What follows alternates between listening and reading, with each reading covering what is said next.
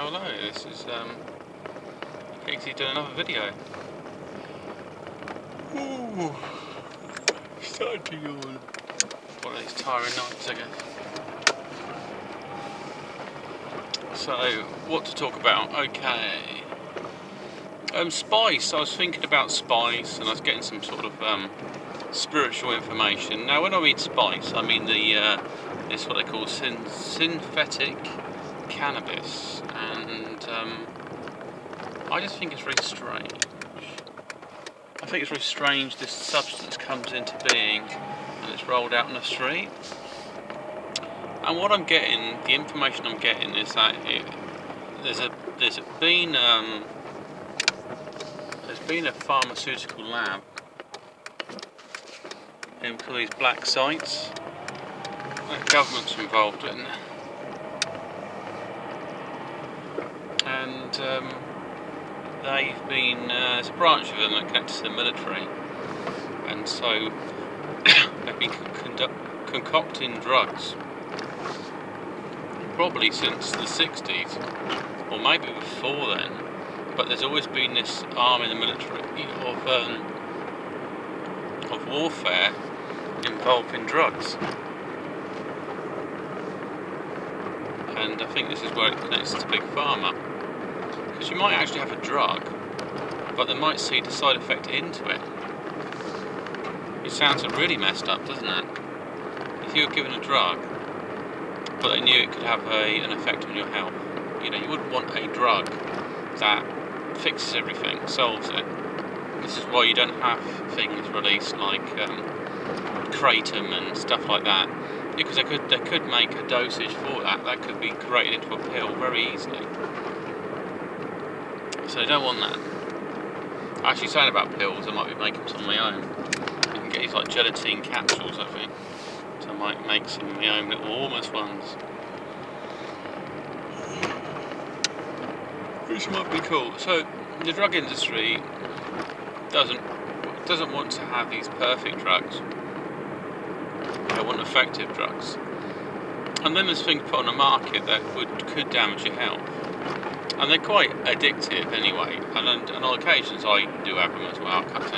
Things like the sports drinks, they've got so much caffeine in it, and they got some good things, and then they got a lot of crazy things, and then whatever else like synthetic vitamin B and stuff is a bit unusual what they got in there. So going back to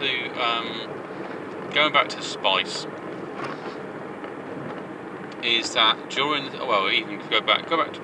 let's go back to the 60s. They were using things like LSD and other drugs because they wanted to make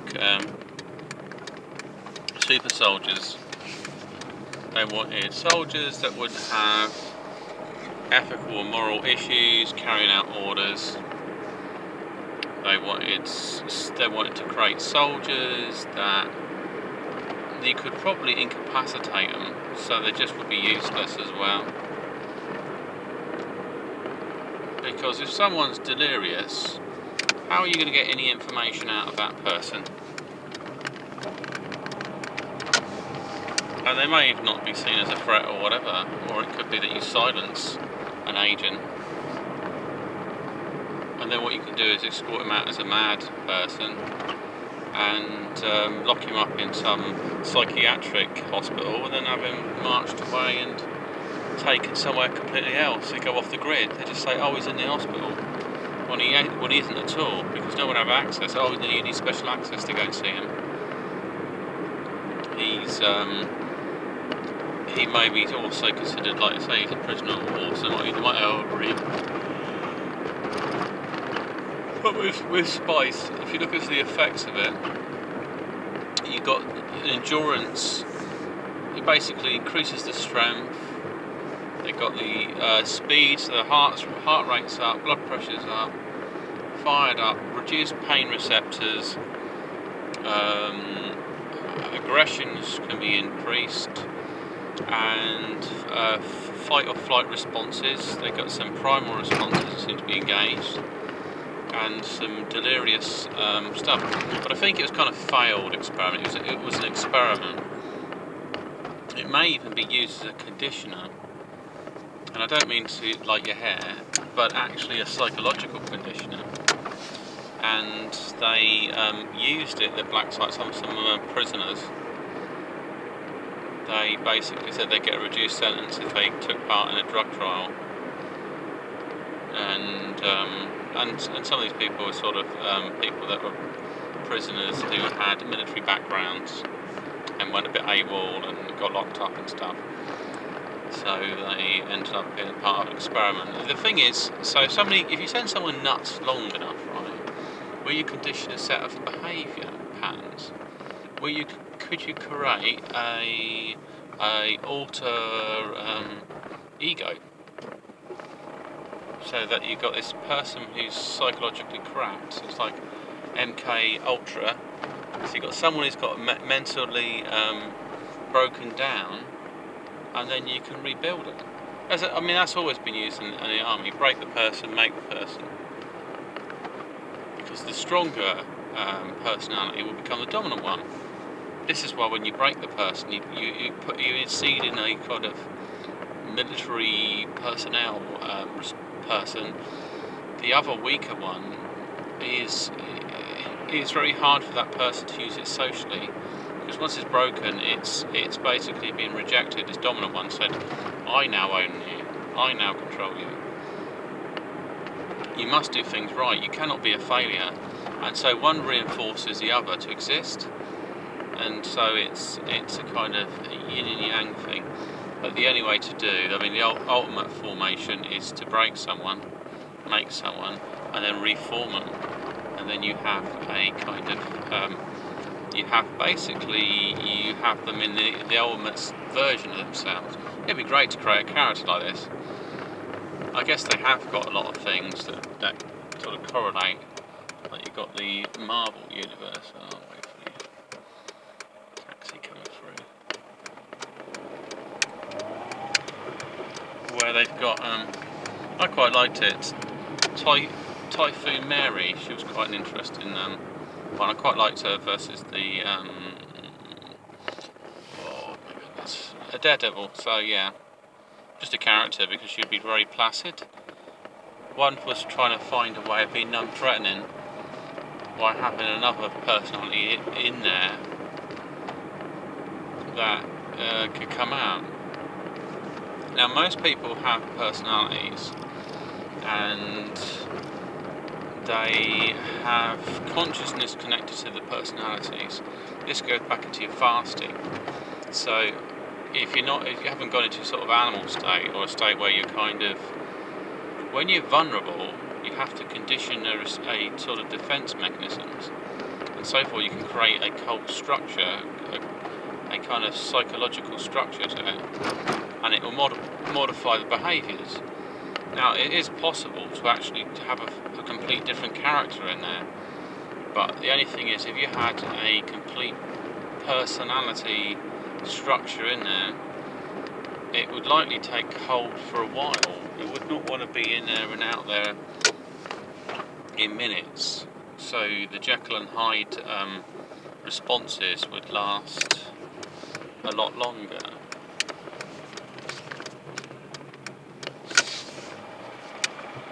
Because it would require a kind of chemical transference.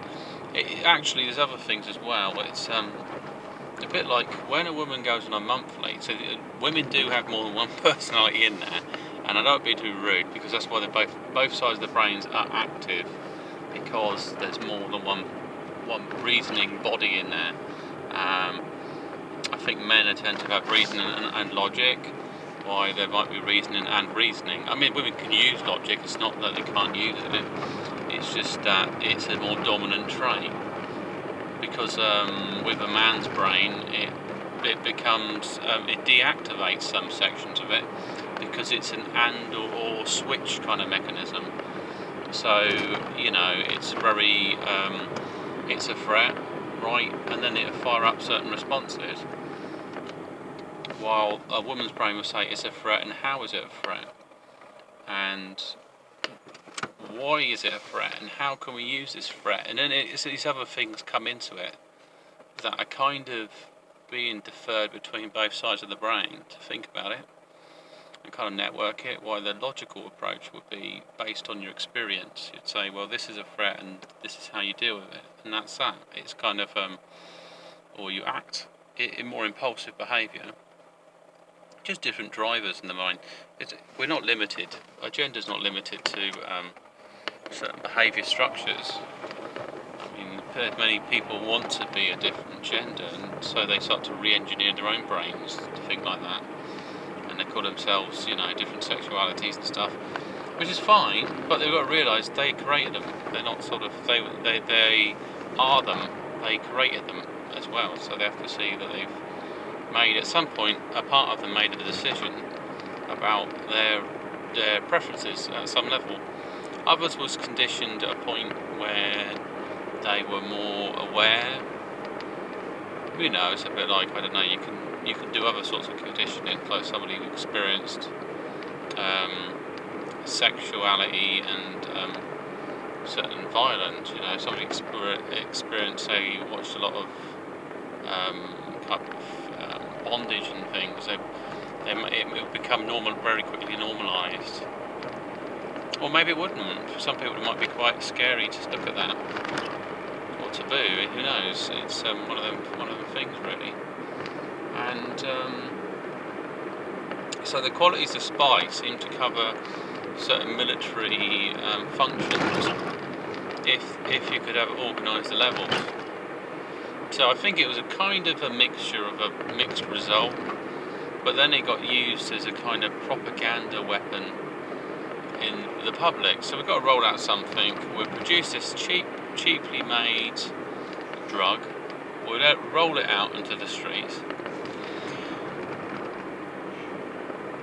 We'll let people start producing their own, and we'll see where it goes from there. See what gets created as a result. And then we use it to control other drugs by saying, look, they're all harmful, look, they're psychedelics, look, they're this and that. It's a bit like the thing I talked about with cannabis. You have these certain other traits. They don't always dominantly work that way. They only tip the scales of the mind, basically. I think they make people a bit more sensitive, and they can make them more paranoid. So whatever's already in them can come to the surface. So, like all drugs, if you're in the best state of mind when you use them, there's not going to be a big problem. But if you're in the worst state of mind when you use them, then it could be a cascade. You could end up opening a door and conditioning that part of your mind to be active. Because it may be that because you're vulnerable, your body has been trying to look for an answer to solve this problem. Like if you lack confidence or something and you use drink, and you might become reckless, and you might seek to get drunk to release this kind of character in yourself. I mean, personally, I don't. I try not to drink because there is another character there. He's a little bit. It's kind of. It doesn't have any control. It's a bit of risk taker. Not massively. It's stupid, and it can have. So it's more the case of a passive aggressive. So I remove the passive side, so I can be more aggressive. I'm not nasty to people, but if possibly put in a funny situation, I might react to it. I used to do dumb things, like I ended up climbing over a car or something. One Christmas I did a slide on belly. That was about 10 years ago, and or punch some bloody pole, and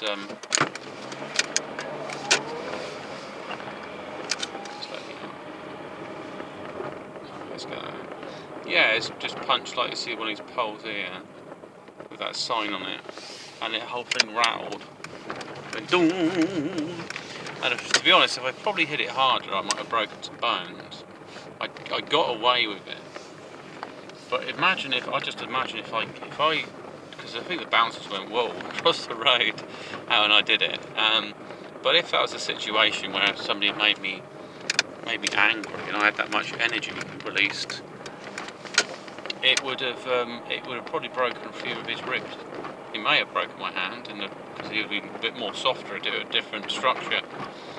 But yeah, it could have been more lethal. So I personally don't try to drink so I can release this character. However, I could drink and then I could play around with that character and I can recondition that character.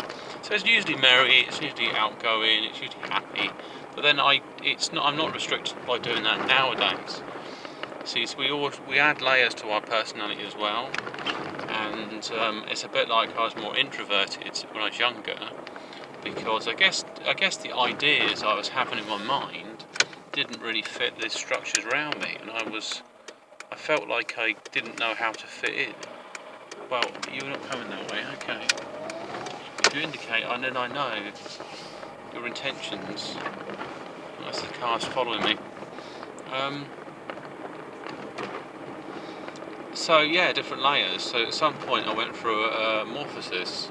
I think basically I think it was like I was buried in school's dogma and the way they think, and then I realised I actually am quite smart and I can do all these things myself, and I do come up with new ideas, and I do think outside the box and all these other things, and I thought, oh okay, so I think differently to other people, and then you just sort of accepted it rather than try to fit in people's ideals, because that just tears you apart if you try to be somebody else.